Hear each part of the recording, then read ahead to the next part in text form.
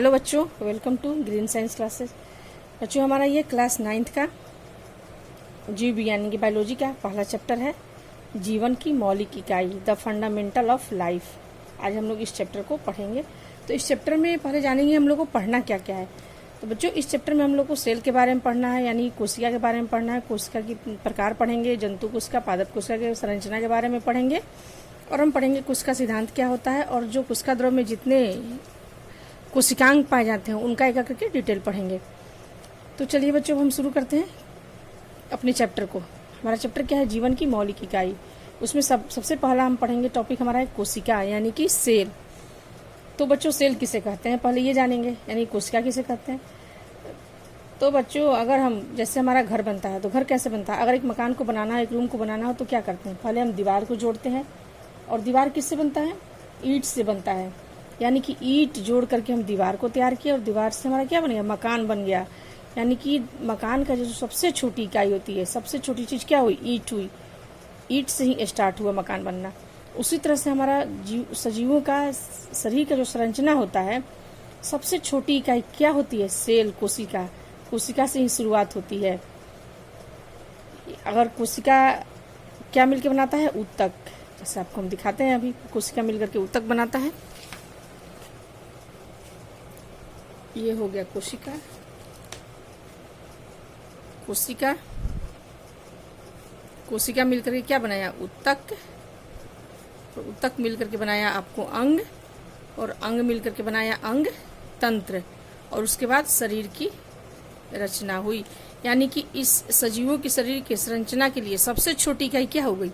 कोशिका। जैसे मकान बनाए तो उसकी सबसे छोटी इकाई क्या थी? ईंट। उसी तरह से ये कोशिका हमारा क्या हो गया? सजीवों के शरीर का सबसे छोटी इकाई कोशिका हो गई। यानी कि कोशिका क्या है?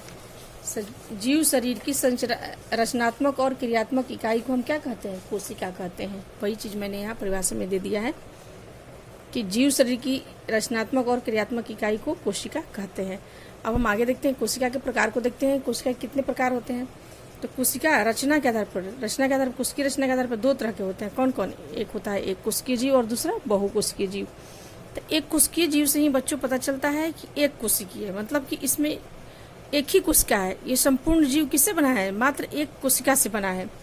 जो भी कार्य होंगे इसमें सभी एक कोशिका से ही संपूर्ण कार्य इसमें होते हैं। इसमें ये नहीं कि अलग कार्य के लिए अलग कोशिका हो गया, अलग अलग कार्यों के लिए अलग अलग कोशिका नहीं, एक मात्र एक कोशिका से। जैसे एग्जाम्पल क्या हुआ? अमीबा, पैरामीशियम, यूग्लिना, बैक्टीरिया यानी कि जीवाणु। दूसरा हमारा इसमें क्या है? तो दूसरा है बहुकोशिकीय जीव। बहुकोशिकीय जीव मतलब ऐसे जीव जिसमें अलग अलग कार्य के लिए अलग अलग अंग होते हैं, उसे कहते हैं बहुकोशिकीय जीव। जैसे मैंने आप लोग को अभी दिखाया कि क्या पहले कोशिका हुआ, कोशिका के बाद फिर कोशिका मिलकर क्या बनाया? ऊतक बनाया, और ऊतक से अंग बना, और अंग से अंग तंत्र बना। अंग तंत्र यानी कि ये बहुकोशिकीय जीव की संरचना है कि उसमें अलग अलग कार्य करने के लिए अलग अलग अंग होते हैं, अंग तंत्र होते हैं। तब यानी कि उसमें श्रम का विभाजन होता है। किसमें? बहुकोशिकीय जीवों में। इसमें कौन कौन आएंगे? इसमें आएंगे आपको कवक, पादप एवं फंजाई, विकसित जंतु। हम लोग भी किसमें आएंगे? हम लोग भी आएंगे बहुकोशिकीय जीवों में। हमारे शरीर में भी अलग अलग कार्य करने के लिए अलग अलग तंत्र होते हैं, जैसे पाचन तंत्र, श्वसन तंत्र, परिवहन तंत्र। यानी कि सभी कार्यों के लिए अलग अलग अंग हैं, अलग अलग तंत्र हैं। तो आप ये समझ गए एक कोशिकीय जीव किसे कहते हैं और बहुकोशिकीय जीव किसे कहते हैं। अब हम पढ़ेंगे कि कोशिका की खोज कैसे हुई थी, कोशिका की खोज किसने किया था। तो बच्चों, सबसे पहले एक रॉबर्ट हुक नामक वैज्ञानिक ने 1665 ईस्वी में क्या किया? ये अपने स्वनिर्मित साधारण सूक्ष्मदर्शी बनाया। यानी कि अपने से बनाए हुए एक साधारण सूक्ष्मदर्शी से क्या किया? कॉर्क की रचना का अध्ययन करते समय उनको क्या देखा? एक मधुमक्खी के छत्ते के समान एक निर्जीव रचनाओं को उसने देखा। उन्होंने इस छत्ते के समान रचना के अंदर क्या? एक छोटी सी षष्ठकोणीय रचना को देखा, जिसे क्या कहा? सेल कहा। किसने? रॉबर्ट हुक ने। तो ये पूछता है कि सेल की खोज किसने किया था? तो रॉबर्ट हुक ने कहा किया था? तो कॉर्क सेल में, यानी कि कॉर्क की रचना करते समय उन्होंने सेल की खोज की थी। अब आगे चल करके हम एक कोशिका में एक होता है, आपको पाया जाता है अंदर में कोशिका संरचना में केंद्रक। तो केंद्रक की खोज किसने किया था? रॉबर्ट ब्राउन ने। ये आगे चल करके आपको हम केंद्रक के बारे में बताएंगे। ठीक है, तो ये हमारा कोशिका की खोज हो गई कि कोशिका की खोज कैसे हुई थी और किसने की थी। अब आगे हम पढ़ते हैं कोशिका सिद्धांत। कोशिका सिद्धांत क्या है? तो कोशिका सिद्धांत दो वैज्ञानिक मिलकर के कोशिका सिद्धांत का प्रतिपादन किया था। एक थे कौन? जर्मन वैज्ञानिक 1838 ईस्वी में जर्मन वैज्ञानिक एम जे स्लाइडेन एवं 1839 ईस्वी में टी श्वान नामक वैज्ञानिक ने क्या किया था? कोशिका सिद्धांत का प्रतिपादन किया था। इन्होंने क्या कहा था? इस सिद्धांत के अनुसार क्या कहा था कि सभी जीवों की रचना कोशिकाओं से हुई है। दूसरा, उपापचयी संबंधी क्रियाएं कोशिकाओं में ही होती है। इसके आगे चल के एक के आपको क्या नाम था, सन 1955 ईस्वी में आर भरचौ ने इस कोशिका सिद्धांत में संशोधन करते हुए क्या कहा कि जो नई कोशिकाओं की उत्पत्ति होती है वो किससे होती है? पहले से मौजूद कोशिकाओं से हुई उसकी उत्पत्ति हुई है। यानी कि जो नई कोशिकाएं बनती है, जो पहले से कोशिका है उसी से उसकी उत्पत्ति हुई है। तो ये हमारा बच्चों 3 पॉइंट हो गया कोशिका सिद्धांत का। इसको आप याद रखेंगे। कोशिका सिद्धांत भी हमेशा एग्जाम में पूछते रहता है कि इस कोशिका सिद्धांत किसने दिया था, इसके सिद्धांत के अनुसार क्या क्या होता है। तो ये आप 3 पॉइंट इसका याद रखेंगे। अब हम पढ़ेंगे कोशिका की संरचना। कोशिका की संरचना क्या है? तो कोशिका की संरचना में एक जब इलेक्ट्रॉन सूक्ष्मदर्शी का खोज हो गया, और इलेक्ट्रॉन सूक्ष्मदर्शी की खोज किसने किया था? एक जर्मन वैज्ञानिक थे 1932 ईस्वी में नॉल एंड रस्का नामक एक वैज्ञानिक थे जिन्होंने इलेक्ट्रॉन सूक्ष्मदर्शी का खोज किया। उसके बाद से कोशिका संरचना का अध्ययन अच्छा से हुआ। तो अब हम पढ़ते हैं कोशिका का संरचना। तो कोशिका को हम 3 पार्ट में बांटते हैं। कोशिका की संरचना को, अंदर की संरचना को 3 भाग में बांटते हैं। पहला हमारा क्या हो जाएगा? कोशिका झिल्ली। कोशिका झिल्ली। दूसरा कोशिका द्रव, और तीसरा हो गया केंद्रक। तो आपको हम एक रफ डायग्राम बना के समझा देते हैं। कोशिका झिल्ली क्या है? मान लीजिए हमारा ये कोशिका हुआ, इसके बाहरी आवरण को हम क्या कहेंगे? कोशिका झिल्ली कहेंगे। क्या कहेंगे? कोशिका झिल्ली। ये जंतु कोशिका में कोशिका झिल्ली होता है और पादप कोशिका में ये कोशिका भित्ति हो जाता है। इस चीज को ध्यान रखेंगे आप। और इसमें ये दूसरा अंदर का पार्ट जो द्रव हुआ उसको क्या कहेंगे? कोशिका द्रव। कोशिका द्रव। और तीसरा इसमें गोल रचना पाई जाती है, गोलकार, उसे हम कहते हैं केंद्रक। तो ये 3 रचना हो गई। कौन कौन? कोशिका झिल्ली, कोशिका द्रव और केंद्रक। और ये कोशिका द्रव जो है और केंद्रक दोनों को मिलाकर के हम क्या बोलते हैं? जीव द्रव्य बोलते हैं। इस लाइन को भी याद रखेंगे। कोशिका द्रव प्लस केंद्रक को मिलाकर के क्या कहते हैं? जीव द्रव्य। और जीव द्रव्य की खोज किसने की थी? पुरकिंजे ने की थी। मैंने नोट्स में लिख दिया है, इसलिए आप उसमें से देख करके याद कर लेंगे। कोशिका द्रव प्लस केंद्रक को, यानी कि ये कोशिका द्रव और केंद्रक दोनों को मिलाकर क्या बोलते हैं? जीव द्रव्य बोलते हैं। और इसकी खोज किसने किया था? पुरकिंजे ने किया था। तो बच्चों ये हमारा 3 क्या हो गया? कोशिका की संरचना हो गई। एक एक करके हम तीनों के बारे में पढ़ेंगे। कोशिका झिल्ली क्या है, फिर कोशिका द्रव क्या है और केंद्रक क्या है। तो पहले हम बच्चों शुरू करते हैं कोशिका झिल्ली के बारे में। कोशिका झिल्ली क्या है? तो ये जो कोशिका झिल्ली है ये सबसे बाहरी आवरण है। क्या होती है? ये सबसे बाहरी आवरण है। इसको हम और क्या बोलते हैं? कोशिका झिल्ली को हम बोलते हैं प्लाज्मा मेम्ब्रेन भी बोलते हैं। क्या बोलते हैं? प्लाज्मा झिल्ली या प्लाज्मा मेम्ब्रेन, या फिर इसको हम बोलते हैं चयनात्मक पारगम्य झिल्ली या अर्ध पारगम्य झिल्ली। तो अर्ध पारगम्य झिल्ली इसको हम क्यों बोलते हैं कोशिका झिल्ली को? क्योंकि ये जो कोशिका झिल्ली है ये सभी पदार्थों को अंदर बाहर आने नहीं देता है। कुछ चुने हुए पदार्थ ही इससे आर पार जा सकते हैं, अंदर या बाहर जा सकते हैं। इसलिए इसे हम कहते हैं चयनात्मक पारगम्य झिल्ली।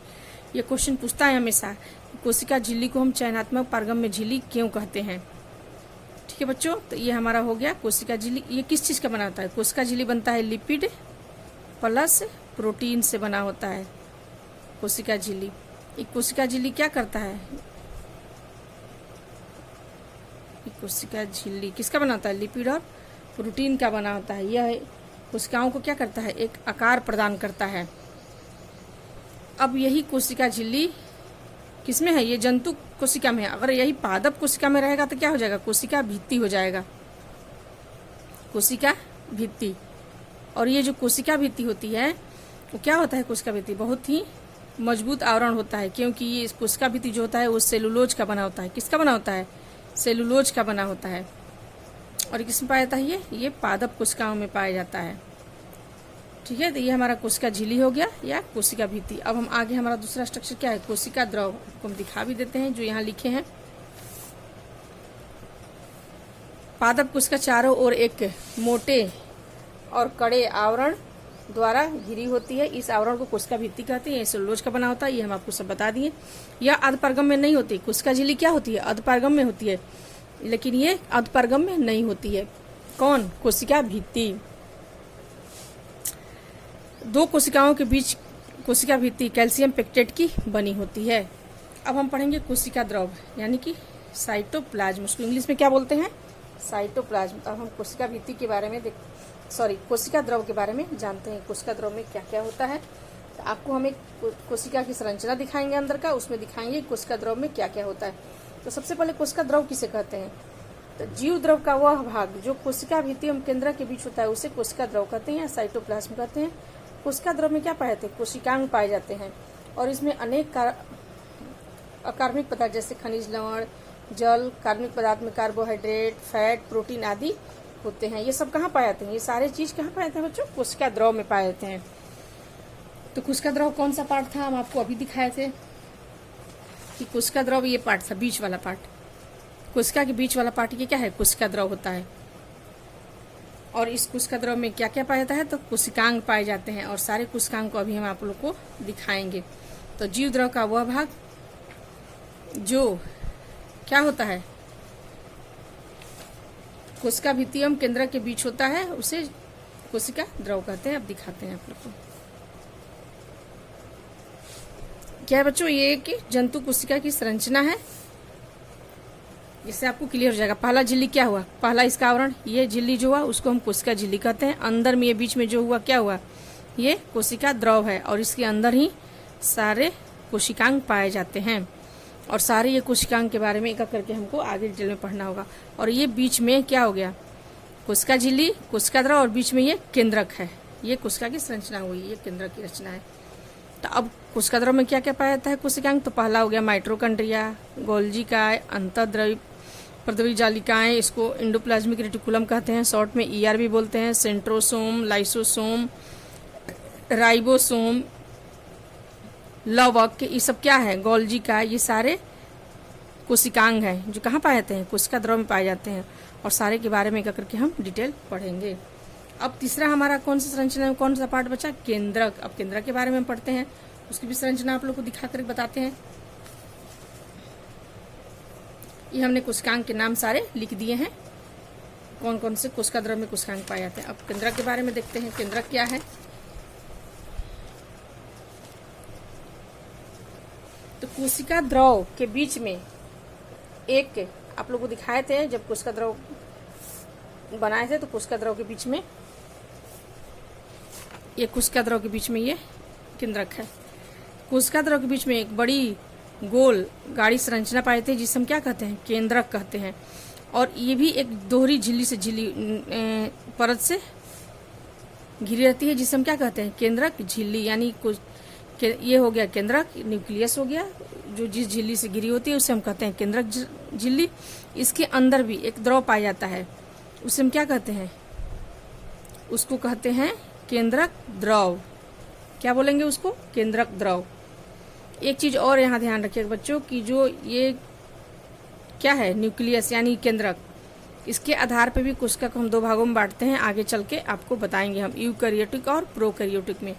तो प्रोकैरियोटिक में जो होता है ये न्यूक्लियस यानी केंद्रक विकसित नहीं होता है, जब यूकैरियोटिक जो होता है उसी में ही सिर्फ ये पूर्ण विकसित केंद्रक पाया जाता है। तो आगे हम आप लोग को जब दोनों में अंतर बताएंगे तो क्लियर हो जाएगा। ठीक है, तो अभी हम पढ़ते हैं। ये केंद्रक है, एक झिल्ली से घिरा होता है जिसे कहते हैं केंद्रक झिल्ली। इसके अंदर में जो द्रव होता है उसे कहते हैं केंद्रक द्रव। और इस केंद्रक द्रव में भी दो पार्ट हो गया। एक हो गया, देखिए आप ये धागे की तरह रचना देखते हैं, ये जाल की तरह फैला हुआ, इसे कहते हैं क्रोमेटिन जाल। और दूसरा ये गोल संरचना है छोटा सा यहाँ, इसे कहते हैं केंद्रिका। तो अब इस दोनों के बारे में पढ़ लेते हैं क्या क्या होता है इसकी रचना में। तो क्रोमेटिन जाल क्या होता है? तंतुवत होता है। क्रोमेटिन जाल देखिए लिखे, क्रोमेटिन जाल तंतुमय होता है। इसमें क्या क्या होता है? डीएनए यानी कि डीऑक्सीरिबोज न्यूक्लिक एसिड और हिस्टोन प्रोटीन का ये बना होता है। कौन सा? ये क्रोमेटिन जाल। और ये कब दिखता है? कोशिका विभाजन के समय ये जो क्रोमेटिन जाल होता है संकुचित होकर रिबन जैसी रचनाएं बना लेता है, जिसे हम कहते हैं क्रोमोजोम या गुणसूत्र, जिसका हमने यहाँ संरचना बनाया है। किसका? क्रोमोजोम का या गुणसूत्र का। मैंने नीचे में संरचना बनाया, आपको दिखा दूंगी। तो ये हमारा हो गया क्रोमेटिन जाल। एक मिनट आप लोग को हम दिखा देती हूँ क्रोमोजोम की संरचना, तो आप लोगों को क्लियर समझ में आएगा। अब देखिए, ये जो क्रोमेटिन जाल था, यहाँ जो धागे जैसी रचना थी, वो क्या हो जाती है? कोशिका विभाजन के समय रिबन जैसी रचनाएं बनाती है, जिसे हम कहते हैं क्रोमोजोम। ये है हमारा क्रोमोजोम यानी कि गुणसूत्र। तो ये गुणसूत्र में क्या होते हैं? दाने दाने जैसे सूक्ष्म कण, असंख्य सूक्ष्म कण पाए जाते हैं, जिसे हम कहते हैं जीन कहते हैं। और ये जीन क्या करते हैं? हमारे पैतृक गुणों के वाहक होते हैं। यानी कि इसका मतलब क्या हुआ कि जो हमारे जो माता पिता के गुण को बच्चों तक पहुंचाते हैं, उसे कहते हैं पैतृक गुणों का वाहक। यानी कि ये जो जीन होते हैं क्या करते हैं? पैतृक गुणों का एक पीढ़ी से दूसरे पीढ़ी तक गुणों को ले जाते हैं, यानी कि माता पिता के गुणों को बच्चों तक पहुंचाते हैं। इसमें डीएनए होता है। डीएनए क्या कहते हैं? डीएनए को हम आनुवांशिक पदार्थ करते हैं और जीन को आनुवांशिक इकाई भी कहते हैं। ये सारे चीज बहुत ही मोस्ट इंपॉर्टेंट है। जीन, डीएनए, ये सब पूछता है। डीएनए का फुल फॉर्म क्या होता है? Deoxyribose nucleic acid. अब दूसरा इसमें क्या था? केंद्रिका। तो केंद्रिका के बारे में पढ़ते हैं। केंद्रिका कुछ खास ज्यादा वो नहीं है। केंद्रिका के अंदर, केंद्रक के अंदर कोशिका केंद्रक द्रव में एक छोटी गोलाकार रचना पाई जाती है, जिसे हम कहते हैं केंद्रिका। यह किसका बना होता है? यह प्रोटीन तथा आरएनए यानी कि राइबोज न्यूक्लिक एसिड के संश्लेषण में सहायक होता है। डीएनए और आरएनए पूछता है कि डीएनए का फुल फॉर्म क्या होता है? तो डीऑक्सी राइबोज न्यूक्लिक एसिड। और आरएनए का मैंने भी यहाँ भी लिख दिया है, राइबोज न्यूक्लिक एसिड। ये सब चीज को आप याद रखेंगे। तो ये हमारा हो गया केंद्रक। केंद्रक के स्ट्रक्चर मैंने बता दिया, उसमें क्या क्या पाया जाता है, सारी बातें हो गई। गुणसूत्र यानी कि क्रोमोजोम क्या है, जीन क्या है, सारी चीजें हो गई। बच्चों वीडियो बहुत लंबा हो जाएगा, इसलिए हम अब इसको इतना ही पे खत्म करते हैं, क्योंकि ये वीडियो छोटा रहेगा तो आपको पढ़ने में आसानी होगी और आप आसानी से समझ जाएंगे। और मैं बार बार बता रही हूँ कि जो भी मैं वीडियो बनाती हूँ उसका साथ में पीडीएफ भी डाल देती हूँ, जिसका लिंक डिस्क्रिप्शन बॉक्स में होता है। आप खोल करके वहाँ से नोट्स बना लेंगे। तो आज हमने बच्चों क्या क्या पढ़ा? आज हमने कोशिका की परिभाषा पढ़ा, कोशिका के प्रकार पढ़े, एक कोशिकीय और बहुकोशिकीय के बारे में, कोशिका सिद्धांत पढ़े, कोशिका खोज के बारे में पढ़े, और कोशिका की संरचना के बारे में पढ़े, यानी कोशिका झिल्ली, कोशिका द्रव और केंद्रक के बारे में। अब हम पढ़ेंगे कोशिका द्रव में जितने कोशिकांग पाए जाते हैं, जैसे माइटोकॉन्ड्रिया, लवक, और आपको क्या ribosome, centrosome, endoplasmic reticulum, Golgi का, ये सारी चीजें एक एक करके हम सारे कोशिकांग के बारे में डिटेल में पढ़ेंगे। चलिए ठीक है बच्चों, ओके, थैंक यू।